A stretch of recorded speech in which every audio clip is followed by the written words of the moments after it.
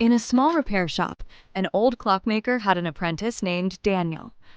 Daniel was talented, but he had one problem. Whenever something became difficult, he wanted to give up. One afternoon, a customer brought in an old wooden clock.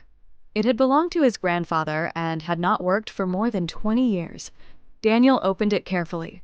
Inside, the gears were covered with dust. Several parts were damaged. One tiny wheel was completely broken. Daniel spent hours trying to repair it. Nothing worked. Frustrated, he pushed the clock aside and said, "It's impossible. Some things simply cannot be fixed." The old clockmaker smiled. He picked up the broken wheel and placed it in Daniel's hand. Then he said, "You are looking at the whole clock and seeing 1,000 problems." Daniel looked confused.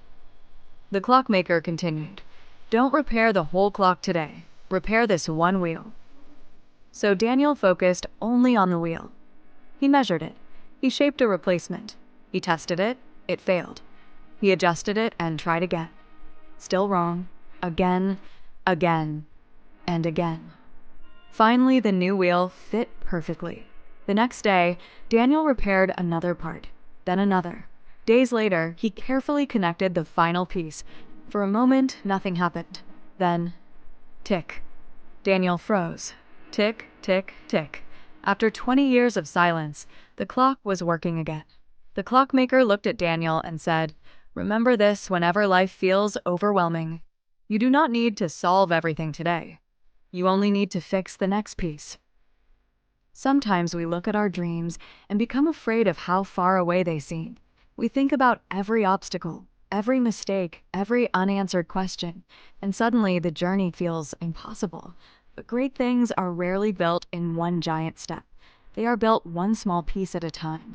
One page, one workout, one application, one difficult conversation, one more attempt.